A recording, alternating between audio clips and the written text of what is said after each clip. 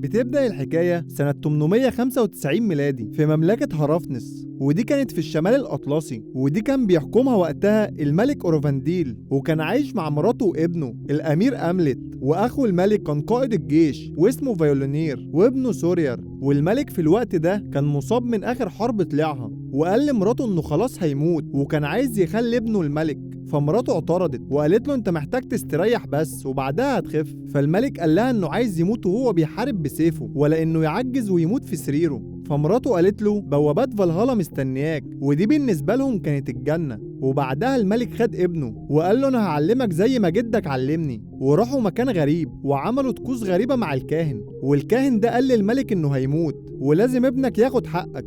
فالملك وصى ابنه وعلمه شويه حكم تانية، وفعلا ابنه وعده ان هو يجيب حقه لما يموت. وبعدها وهم راجعين لقى باباه بيتضرب بالاسهم، فالملك قال لأملت اهرب بسرعه واستخبى بعيد. وطلع ان اخو الملك هو اللي عامل كل ده. فالملك قال له اقتلني، بس ده عمره ما هيخليك ملك عشان انت ابن غير شرعي. بس اخوه ما هموش الكلام ده وفعلا قتله. وللاسف أملت شاف باباه وهو بيتقتل، وكل الجنود بدأوا يحيوا الملك الجديد. وبعدها فيلونير قال للجنود بتوعه يروحوا يدوروا على أملت ويموتوه ويجيبوا راسه. فالحراس اتحركوا في كل حتة عشان يدوروا عليه، بس أملت كان مستخبي وعامل احتياطاته. وللأسف في واحد من الحراس شافه وهجم عليه، بس أملت عرف يضربه وهرب تاني. والملك الجديد خد مامة أملت وهيخليها الملكة بتاعته. وبعدها جالهم الحارس اللي أملت ضربه وقال لهم إن أملت مات في البحر، وطبعا كذب عشان الملك ما يموتوش. ومن ناحية تانية أملت طلع على البحر وخد مركب ومشي من المملكة. وطول ما هو كان في الطريق ما كانش في دماغه غير إن هو ينتقم لباباه وينقذ مامته من عمه.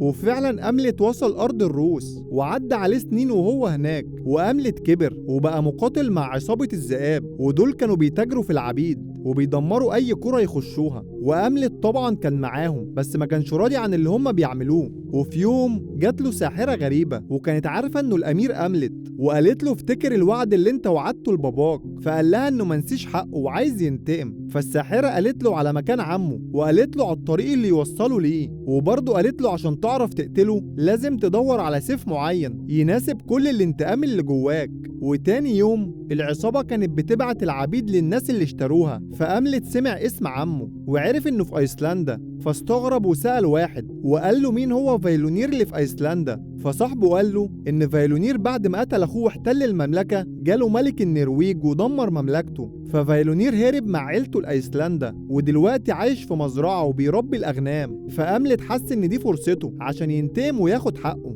فراح اتنكر وحط ختم العبيد اللي هيروحوا ايسلندا ولحق السفينة وركب معاهم. وفعلا وصل ايسلندا وما كانش في دماغه اي حاجة غير الانتقام. وهو في الطريق لعمه اتعرف على أولجا وعرفها كل حاجة وقال لها انه جاي هنا عشان ينتقم، وهي عرفته خطتها وقالت له ان هي كمان ناوية تهرب من الجزيرة. فالعبيد وصلوا عند عمه، فأملت شد انتباهه عشان يختاره، وفعلا فيلونير اختاره. بس برضه كان مستغرب عشان ازاي يسيبوا حد بالقوة دي يمشي من أرض الروس، وبرضه حذره لو عمل أي حاجة هيقتله على طول. وطبعا كل ده فاكره عبد عادي وما يعرفش هو مين. وكده أملت بقى شغال عبد عند عمه. وبرضه فيلونير خد أولجا. وتاني يوم أملت كان عايز يخش البيت اللي فيه مامته، وقعد يدور لحد ما لقى طريقة وعرف يخشه. ولما دخل شاف مامته وعمه واستغرب ان هما بقوا متأقلمين مع بعض، وطلع على طول من البيت. ولما جه الليل أملت طلع عشان يدور على سيفه ولقى ثعلب ومشي وراه، والثعلب ده وصله الكهف. وأملت لما دخل الكهف لقى ساحر،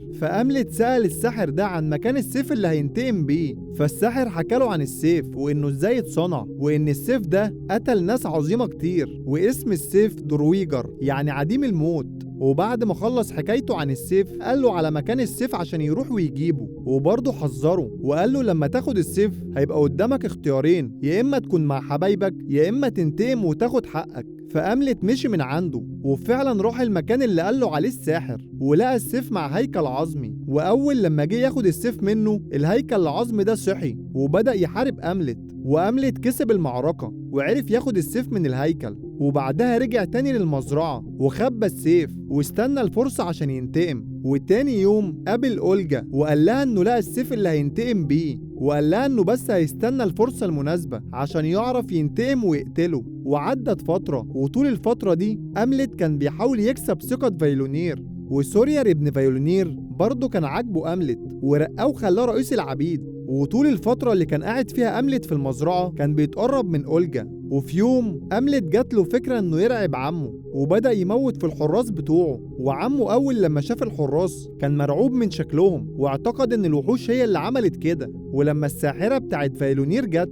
قالت لهم إن في روح شريرة موجودة وهي اللي عملت كده، وكل دي بداية ولسه هتعمل أكتر من كده. وقالت لهم لازم يضحوا بأضحية عشان يوقفوا شر الروح دي. وفعلا فايونير سمع كلامها وجاب الأضحية وكان هيضحي بيها. بس من ناحية تانية أملت راح وشرس الكلب وخلاه يهجم على عمه، وكده بوظ لهم الطقوس اللي هم كانوا عاملينها. وبكده أملت عرف ينقذ الضحية اللي كانوا هيضحوا بيها. واللي عمله أملت ده خلى فايلونير يقتنع إن ده سحر، عشان إزاي الكلب بتاعه هيعضه لوحده. وتاني يوم بدأوا يجهزوا كل الحراس والعبيد في المزرعة وسلموا لكل واحد فيهم سلاح. وبالليل أولجا حطت أعشاب غريبة في الأكل، وبعدها وزعت الأكل على كل الحراس. والحراس بعد ما خلصوا أكل بدأوا يهلوسوا ويقتلوا في نفسهم. فأملت استغل الفرصة ودخل أوضة مامته، وأول لما شافها اعترف لها إنه ابنها، فاتفاجئت إنه لسه عايش. وبعدها قال لها إنه جاي ينقذها ويقتل عمه الخاين، بس ردها عليه خلاه يتفاجئ عشان قالت له إن هي مبسوطة وإنه عمرها ما حبت باباه، وقالت له إنه كان جبان ويستاهل اللي حصل له. فأملت اتعصب عليها، وكمان قالت له إن هي اللي قالت لعمه يقتل باباه. فأملت حذرها وقال لها إنه هيقتلها هي وكل ولادها. وبعدها راح وقتل سورير، وبعد ما قتل سورير قابل أولجا وقال لها إنه هيروح التل، عشان أكيد فايلونير لما يعرف إن ابنه اتقتل هيبدأ يدور عليه، عشان لما قتل سورير شال قلبه. وقال لها تجيله الصبح على التل عشان ياخدها ويهربوا مع بعض. وفعلا تاني يوم الملك عرف إنه خد قلب ابنه، بس للأسف الملكة اعترفت عليه وقالت له إن مفيش روح شريرة ولا حاجة، واللي عمل كل ده ابنها أملت. وقالت له برضه إنه لازم يقتله قبل ما يجوا ويقتلهم كلهم، وبرضه قالت له إن أكيد في حد بيساعده. ففايلونير جمع كل العبيد وبدأ يسألهم، وبعد ما استجوب كل العبيد حس إن أولجا بتكذب وقرر يقتلها. وقبل ما يقتلها أملت كان وصل وعرض عليه إنه يديله قلب ابنه مقابل إنه ما يموتش أولجا ويسيبها تعيش.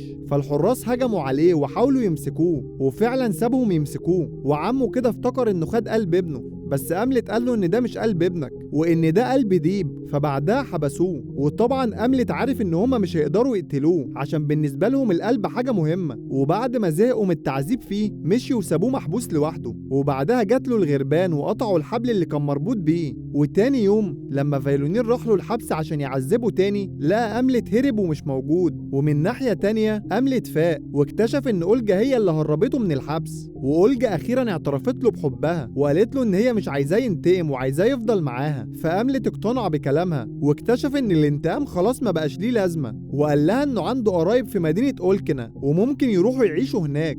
وفعلا اتحركوا عشان يروحوا على هناك وركبوا المركب وكانوا مسافرين. بس وهما في الطريق أولجا عرفته إن هي حامل في توأم، فعرف وقتها إنه مش هيعيشوا في سلام طول ما عمه عايش، وكده لازم يختار. وده كان نفس الكلام اللي الساحر قاله له في الكهف، واختار إنه يرجع وينتقم من عمه. وفعلا رجع تاني للمزرعة وقتل أمه وأخوه الصغير. فعمه أول لما دخل وشافهم قال له قابلني عند البركان وهناك هتتقتل على إيد اللي قتل باباك. فأملت وافق وقال له هتلاقيني مستنيك هناك. وفعلا الاتنين وصلوا عند البركان وبدأت الحرب بينهم، وكانت حرب قوية جدا عشان فايلونير برضه كان قوي. وخلصت الحرب بموت الاتنين، وأملت وهو بيموت شاف رؤية إن عيلته عايشين في سلام ومتهنيين. وخلص الفيلم لحد هنا. لو عجبك ما تنساش الاشتراك ومتابعة كل جديد.